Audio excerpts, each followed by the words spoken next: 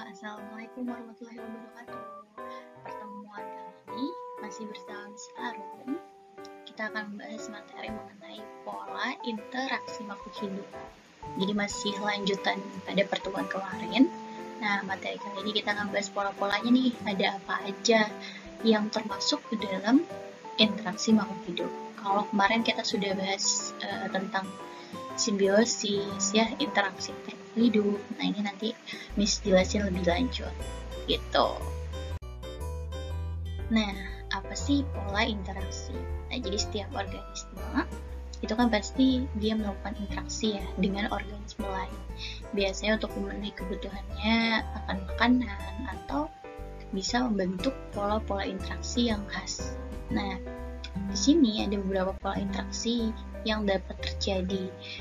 Kemarin kita sudah bahas adanya simbiosis ya. Terus nanti kami bahas mengenai kompetisi, predasi, dan lain-lain gitu.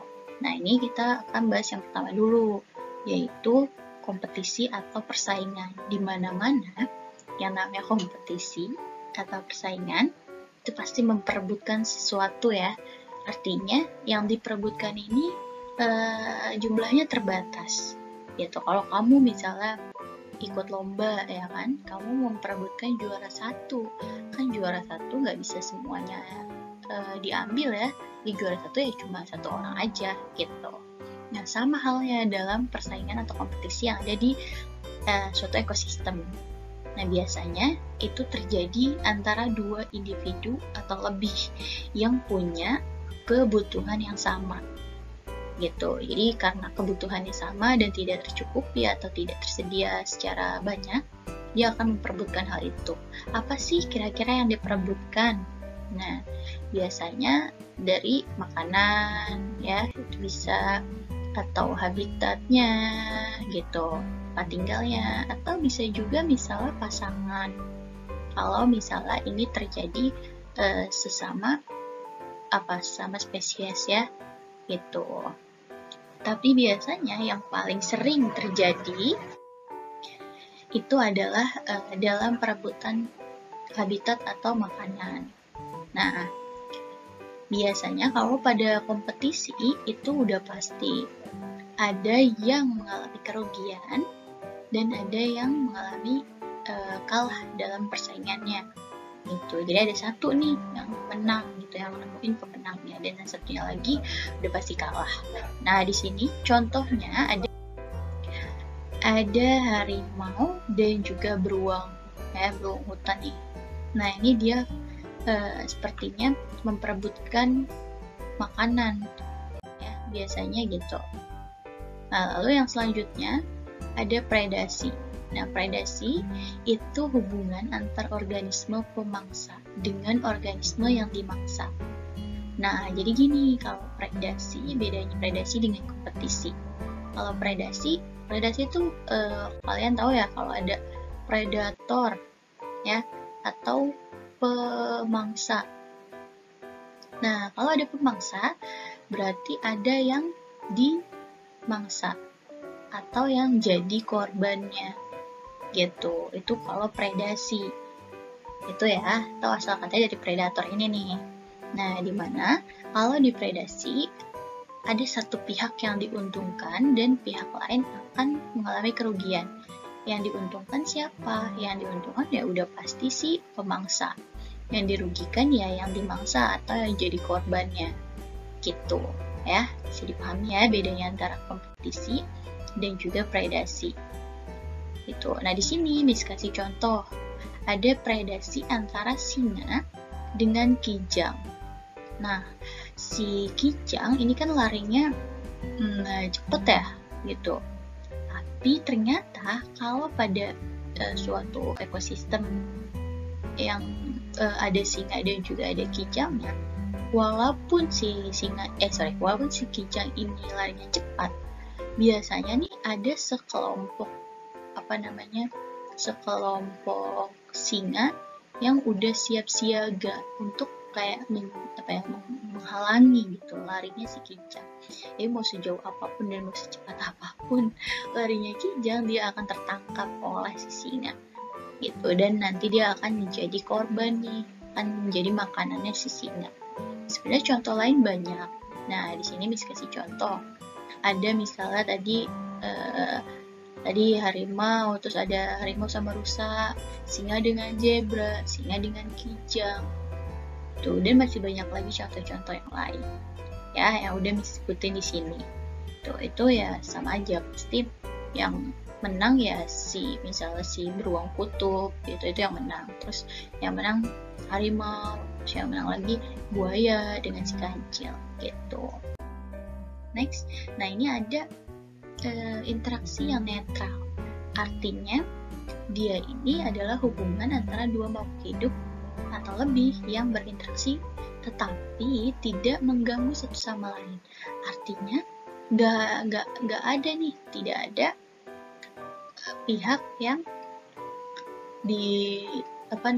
dirugikan atau diuntungkan. Jadi nggak ada. Jadi mereka hidupnya ya tentram aja ya, biasa-biasa aja gitu. Contohnya seperti apa sih, Miss? Nah, contohnya di sini Miss kasih ada jerapah dan juga gajah. Kalian pasti suka lihat dong kalau dalam suatu ekosistem misalnya ada jerapah sama ada gajah. Nah, mereka pasti hidupnya beriringan gitu kan. Artinya nggak ada yang saling memangsa satu sama lain atau mengganggu satu sama lain. Ini nggak ada. Jadi netral-netral aja gitu. Nah, lalu ada ketika adanya interaksi yang terjadi pada suatu lingkungan, pasti kan ada faktor kebutuhan energi ya, alias misalnya makanan tadi atau misalnya tempat tinggal ya. Nah, biasanya setiap makhluk hidup atau organisme yang tinggal di lingkungan itu ada yang namanya proses saling berhubungan satu sama lain, yaitu proses makan dan dimakan. Jadi supaya adanya proses perpindahan zat makanan dan energi gitu dalam beberapa bentuk. Nah, salah satu contohnya adalah si rantai makanan. Nanti akan dijelaskan rantai makanan, jaring-jaring makanan, dan juga piramida ekologi. Itu seperti apa? Nah, yang pertama dulu nih ada rantai makanan. Nah, rantai makanan itu peristiwa makan dan dimakan yang digambarkan secara garis lurus aja searah, jadi nggak ada cabang-cabangnya lagi. Nah, misalnya gambar nih yang di samping ini nih, ya. Ini ada rantai makanannya manusia. Polanya gini, polanya selalu berawal dari sini, gitu, dari rumput-rumput ini. Ini dia sebagai produsen ya, karena dia bisa menghasilkan makanan. Nah, produsen ini akan dimakan oleh si konsumen tingkat 1. Ya, artinya kambing kan makan rumput atau makan daun gitu ya. Konsumen tingkat 1. Nah, selanjutnya konsumen tingkat 1 akan dimakan oleh konsumen tingkat 2. Si manusia kan suka ya makan daging kambing gitu. Beberapa yang suka atau memang wajar gitu untuk mengolah si daging kambing. Lalu setelah itu ketika nanti manusianya mati atau meninggal, itu akan diurai oleh si pengurai atau nama lainnya adalah dekomposer gitu ya, dekomposer. Atau contohnya si bakteri ini. Nanti bakterinya ya akan tumbuh lagi nih, misalnya kalau nanti ada tanaman lagi tumbuh lagi di rumput. Nah, begitu seterusnya. Ini polanya satu arah ya, jadi hanya seperti ini aja. Nah, ini yang ngebedain antara rantai makanan dengan jaring-jaring makanan ya. Nah, ini contoh lain kalau bentuknya itu kan ini kayak bulat ya. Ini sama gambar yang ini gitu. Ini juga ada produsen gitu. Produsen dimakan dengan konsumen tingkat 1, si tikus. Ntar tikus dimakan sama ular. Nah, ular nanti dimakan lagi sama si elang gitu. Ini kan berarti cuma satu arah ya, artinya tidak ada cabang gitu. Oke, bisa dipahami ya rantai makanan. Nah, yang selanjutnya itu ada jaring-jaring makanan. Bedanya apa? Kalau pada rantai makanan, dia kan hanya garis lurus gini aja ya, atau polanya dari sini ke sini, ke sini, ke sini. Nah, itu rantai makanan. Kalau pada jaring-jaring makanan, ini agak sedikit lebih kompleks, artinya sedikit lebih rumit ya, karena dia ada percabangan. Nah, jadi sesungguhnya yang terjadi di ekosistem atau lingkungan sekitar kita itu adalah seperti ini, jaring-jaring makanan. Prosesnya sama, proses makan dan dimakan. Nah, tumbuhan ini, nih, si padi, itu nggak cuma dimakan oleh satu jenis hewan aja kan? Itu nggak cuma dimakan sama ulet doang nih misalnya. Dia bisa nanti dimakan sama belalang gitu. Ini misalnya ekosistemnya ekosistem sawah ya gitu. Nah, padi bisa dimakan ulat, bisa dimakan belalang, bisa juga dimakan sama tikus gitu, tergantung adanya organisme yang ada pada ekosistem padi ya. Nah, ntar begitu juga selanjutnya ulat kalau dilihat panahnya ya, ulat nggak cuma nanti ulat misalnya dimakan nih sama burung pipit gitu, tapi nanti burung pipit juga nggak cuma makan ulat, burung pipit juga bisa makan belalang gitu ya. Tuh, lalu tikus, nah tikus bisa dimakan sama ular, tapi kan ular nggak cuma makan tikus ya kan, ular bisa makan burung pipit, ular juga bisa makan kodok. Tuh, jadi contohnya misalnya gini, ketika si ini contohnya gimana ya? Oh, ide. Misalnya si burung pipit ini menghilang atau populasinya tinggal sedikit, artinya kayak udah mau menghilang lah, udah mau punah. Nah, siapa nih yang akan berdampak pada kehilangan burung pipit? Apakah ular berdampak? Jawabannya gimana kira-kira? Jawabannya ya ular yang nggak berdampak banget ya, karena ular itu masih bisa makan kodok, terus masih bisa makan siapa? Masih bisa makan tikus. Jadi populasinya ular itu nggak berkurang gitu. Terus populasinya tikus sama populasinya kodok juga tidak bertambah, karena ya tetap dimakan sama ular gitu, walaupun dia kehilangan burung pipit gitu ya. Bisa dipahami ya sampai sini? Oke, lanjut ke piramida makanan atau piramida ekologi. Nah, pada piramida ekologi ini adalah gambaran secara umum yang berhubungan antar komponen biotik dalam sebuah ekosistem.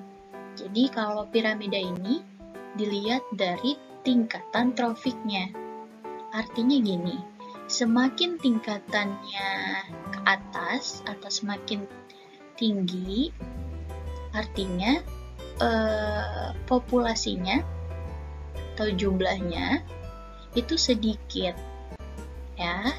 Kalau tingkatan trofiknya ke bawah ya, ke bawah itu akan semakin kebalikannya semakin banyak populasinya gitu. Oke, bisa dipahami? Nah, jadi kalau misalnya nih, berarti kan di sini paling banyak itu adalah pohon, rumput, dan kawan-kawannya, tumbuhan-tumbuhan lain. Dia adalah produsen, ya. Produsen dengan tingkat trofik 1, karena jumlahnya atau populasinya banyak. Nah, naik nih ke konsumen kedua. Ada misalnya belalang, tikus, ulat. Nah, dia trofiknya tingkatannya kedua. Nah, jumlahnya juga lumayan banyak di lingkungan kita. Nah, itu juga berlaku nih, naik lagi ke konsumen 2. Ada misalnya ayam, ada katak. Nah, dia tingkatan trofiknya 3. Artinya ya semakin ke atas semakin sedikit ya populasinya. Lalu yang terakhir, konsumen puncak, konsumen 3. Misalnya ada ular, ada elang gitu. Nah, dia adalah tingkat trofik ke-4. Seperti itu ya, bisa dipahami ya. Jadi bis ulang, kalau semakin tinggi piramidanya, artinya populasinya semakin sedikit. Jumlahnya semakin sedikit. Di ular, elang itu kan jumlahnya sedikit karena berada di tropik 4, tingkatan tropik 4. Kalau ke bawah berarti semakin banyak jumlahnya, semakin banyak populasinya. Contoh yang paling bawah itu kan adalah tanaman. Jadi dia tingkatnya tingkat tropik 1. Gitu. Oke. Bisa dipahami sampai sini? Oke. Kalau gitu, Miss akhiri pada materi pola-pola interaksi makhluk hidup. Diulang lagi videonya, dicatat dan dilengkapi catatannya pada pertemuan sebelumnya. Kita akhiri. Alhamdulillah. Sampai jumpa di pertemuan berikutnya. Kalau gitu, Assalamualaikum warahmatullahi wabarakatuh. Bye-bye. Tetap jaga kesehatan ya. Jangan lupa pakai masker. Oke, semangat.